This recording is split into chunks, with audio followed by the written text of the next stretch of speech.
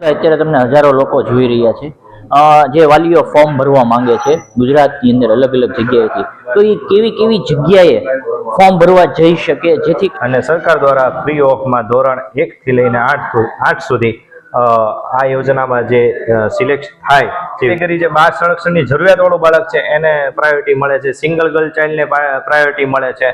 બીજી આપણે વાત કરીએ કે આની અંદર ડોક્યુમેન્ટ્સ કેવા કેવા, કેમ કે અત્યારે હજારો લોકો જોવે છે, વાલીઓ જોવે છે, તો એમને ખ્યાલ પડે કે કેવા કેવા ડોક્યુમેન્ટની અગાઉ તૈયારી કરવી જોઈએ. જેથી જાહિદ એક્સપ્લોરરમાં અમે હંમેશા લોકોને કંઈક ફાયદાનું હોય, કંઈક અલગ જાણવા જેવું હોય, અલગ પ્લેસો હોય એવી હંમેશા વિડીયો અપલોડ કરતા હોય છે અમારી ચેનલની અંદર. હવે હાલમાં તે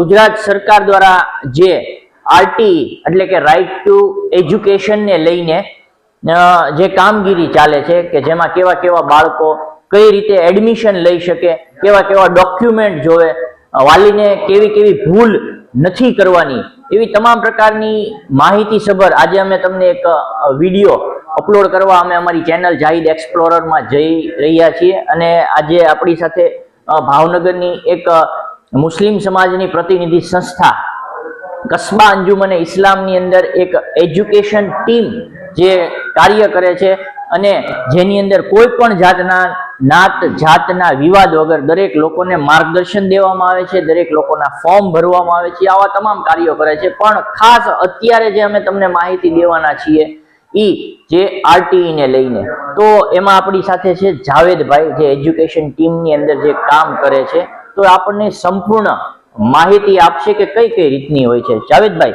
હવે આપણે વાત કરીએ આવનાર સમયની અંદર આરટીઈ રાઇટ ટુ એજ્યુકેશન, પહેલા તો કોને કહેવામાં આવે છે ને કેવા લોકો એનો લાભ લઈ શકે છે? સરકારશ્રી દ્વારા જે આરટીઈની જે યોજના છે કે ભાઈ રાઇટ ટુ એજ્યુકેશનની યોજના છે, એ ખાસ કરીને જે છે ભાઈ જે લોકો મધ્યમ વર્ગના છે અથવા તો સાવ ગરીબ છે, જે એજ્યુકેશનને પ્રાઇમરી જે એજ્યુકેશનનો લાભ એને મળી રહે એ હેતુથી સરકાર દ્વારા સ્કીમ બહાર પાડવામાં આવી છે કે ભાઈ જે ગરીબ અને વંચિત જૂથના બાળકો આની અંદર ખાસ કરીને એડમિશન લઈ શકે. અને સરકાર દ્વારા ફ્રી ઓફમાં ધોરણ 1 થી લઈને 8 સુધી આ યોજનામાં જે સિલેક્ટ થાય જે વિદ્યાર્થી તેને આનો ફી માફીમાં યાની ફ્રી ઓફમાં 1 થી 8 ધોરણમાં અભ્યાસ કરવા એને મળશે. હવે બીજી આપણે વાત કરીએ કે આની અંદર ડોક્યુમેન્ટ્સ કેવા કેવા, કેમ કે અત્યારે હજારો લોકો જોવે છે, વાલીઓ જોવે છે, તો એમને ખ્યાલ પડે કે કેવા કેવા ડોક્યુમેન્ટની અગાઉ તૈયારી કરવી જોઈએ જેથી કરીને એને સરળતા રહે કે ફોર્મ એમનું ફટાફટ ભરાઈ જાય. ડોક્યુમેન્ટમાં તો ખાસ કરીને કે ભાઈ 1/6/2026 ના રોજ 6 વર્ષ પૂર્ણ થવા જોઈએ. એટલે કે જે જન્મ તારીખ છે એ 2/6/19 થી લઈ અને 1/6/20 સુધીની હોવી જોઈએ. એના વચ્ચે ટૂંકમાં જન્મ બાળકનો થયેલો હોવો જોઈએ, એ લોકો આ ફોર્મ ભરી શકે. અને એની અંદર જે ડોક્યુમેન્ટેશન જે છે, જે સરકારશ્રી દ્વારા જે ડોક્યુમેન્ટેશનના પરિપત્રો બહાર પાડવામાં આવેલા છે, એમાં કે ભાઈ એક બર્થ સર્ટિફિકેટ જોઈએ બાળકનું, પછી સાથે સાથે બાળકનું ફાધર મધરનું ત્રણેયના આધાર કાર્ડ જોશે, એટલે મીન્સ કે એડ્રેસ પ્રૂફ તરીકે.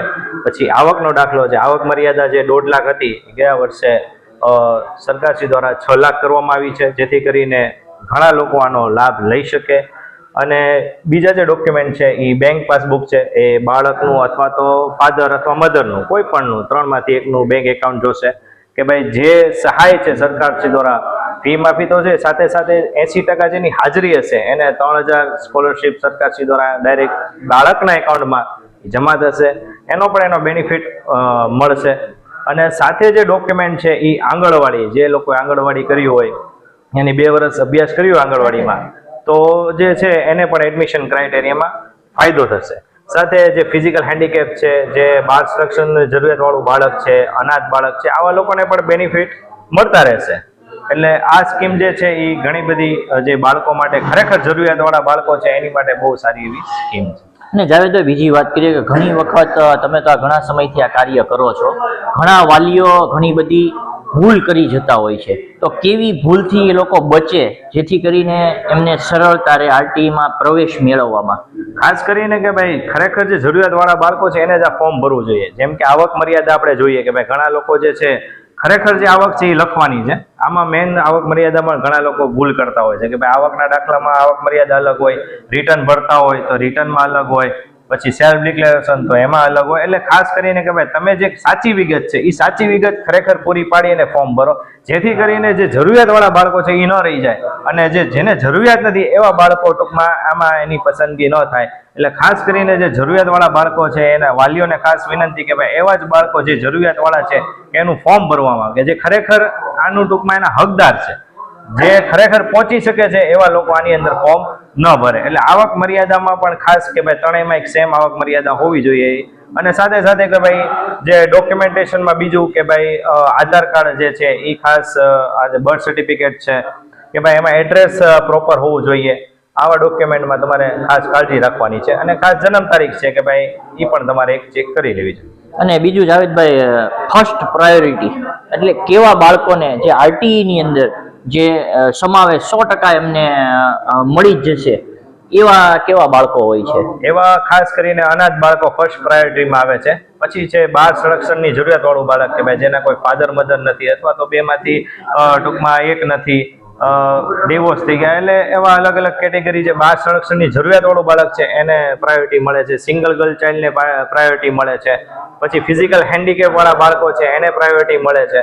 અને આંગણવાડી વાળા બાળકોને પ્રાયોરિટી મળે છે. એવી રીતના ક્રમશઃ સરકારશ્રી દ્વારા એનું એક અગ્રતા ક્રમ આપેલો છે, એ મુજબ એને એડમિશન ટૂંકમાં મળતા હોય. અને જાવેદભાઈ, અત્યારે તમને હજારો લોકો જોઈ રહ્યા છે જે વાલીઓ ફોર્મ ભરવા માંગે છે ગુજરાતની અંદર અલગ અલગ જગ્યાએથી, તો એ કેવી કેવી જગ્યાએ ફોર્મ ભરવા જઈ શકે જેથી કરીને એમનું ફોર્મની અંદર કોઈ મિસ્ટેક ન આવે, કોઈ ભરવા વાળાથી કોઈ મિસ્ટેક થતી હોય તો એ ન થાય, તો કેવી કેવી જગ્યાએ જઈ શકે? ફોર્મ ભરવા માટે ઘણી બધી સંસ્થાઓ દ્વારા ફોર્મ ફ્રી ઓફમાં ભરી આપવામાં આવતા હોય છે. અમારે અહીંયા પણ ભાવનગરમાં કસ્બા અંજુમલ ઇસ્લામ દ્વારા તમામ સમૂહના તમામ જ્ઞાતિના ધર્મના લોકોને પણ ફ્રીમાં ફોર્મ ભરી આપવામાં આવે છે. બધી ઘણી બધી સંસ્થાઓ અલગ અલગ સિટીઓમાં તાલુકાઓમાં છે ત્યાં ફ્રીમાં ભરી આપવામાં આવે છે. ત્યાં જઈને ફોર્મ ભરી નાખે તો પણ ફ્રી ઓફમાં ફોર્મ ભરી શકે. સાથે સાથે બહાર પણ ઘણા લોકો ભરતા હોય અથવા તો જેને આનું નોલેજ છે એની પાસે પણ ફોર્મ ભરાવી શકે. અને આમાં જે બક્ષી પંચનો એક દાખલો, જાતિનો દાખલો આવે છે, એ ફરજિયાત હોય છે બધામાં કે ના? જાતિનો દાખલો ફરજિયાત નથી. અગ્રતા ક્રમ ખાસ જોવાનું છે કે ભાઈ તમે કઈ કેટેગરીમાં આવો છો, એ કેટેગરીનું સર્ટિફિકેટ જોવે.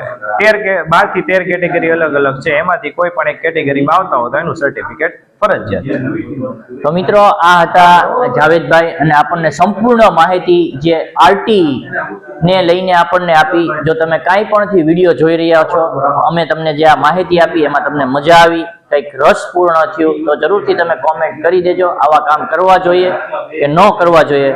અને અમારી ચેનલમાં જો તમે નવા છો તો અમારી ચેનલને સબસ્ક્રાઇબ કરી દેજો. અમે આવા અલગ અલગ પ્રકારના એક્સપ્લોર વિડીયો બનાવતા હોય છે. લોકોને કંઈક કામ ના હોય, લોકોને કંઈક નવું જાણવા મળે એવા હોય તો વિડીયોમાં મજા આવી હોય તો તમારા દોસ્ત મિત્રો વર્તુળોને મોકલી દેજો અને લાઈક અને શેર કરવાનું ન ભૂલતા.